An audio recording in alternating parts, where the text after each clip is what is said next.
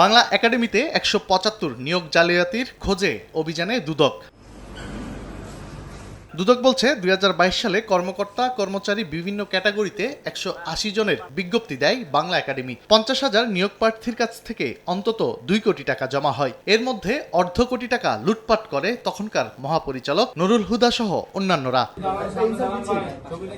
একইভাবে ৪,০০০ প্রার্থীর লিখিত পরীক্ষায় উত্তীর্ণ দেখানো হলেও মৌখিক পরীক্ষায় ডাকা হয় মাত্র ৫০০ জনকে। তবে ফল প্রকাশ না করে ১৭৫ জনকে নিয়োগের সুপারিশ করা হয়, যেখানে চুক্তিভিত্তিক নিয়োগকে স্থায়ীকরণ, আত্মীয় স্বজন ও কমিটির সুপারিশের ভিত্তিতে নিয়মের লঙ্ঘন করে চাকরি দেওয়ার প্রমাণ পেয়েছে দুদক। এমনকি কর্মচারী নিয়োগে ১০ লাখ টাকা করে ঘুষ নেন বাংলা একাডেমির সংশ্লিষ্টরা। ফল প্রকাশ না করে গোপনে ১৭৫ জনকে নিয়োগপত্র দেওয়া হয়, এরকম একটি অভিযোগ আমাদের কাছে ছিল।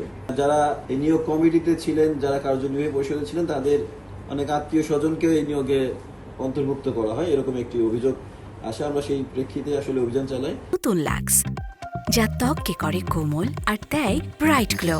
ট্রাই করো লাক্স। বাংলা একাডেমির মহাপরিচালক মোহাম্মদ আজম জানান, অতীতে স্বজনপ্রীতির মাধ্যমে নিয়োগের বিষয়টি তিনিও শুনেছেন। অপরাধের প্রমাণ মিললে জড়িতদের বিরুদ্ধে ব্যবস্থা নেওয়ার আহ্বান তার। দুদক বলছে, রাজনৈতিক প্রভাব, কর্মকর্তাদের খেয়াল খুশি মতো নিয়োগের ক্ষেত্রে দুর্নীতিতে যারা জড়িত তদন্ত করে তাদের বিরুদ্ধে ব্যবস্থা নেওয়া হবে। তানভীর হাসান মেঘ, সময় সংবাদ, ঢাকা।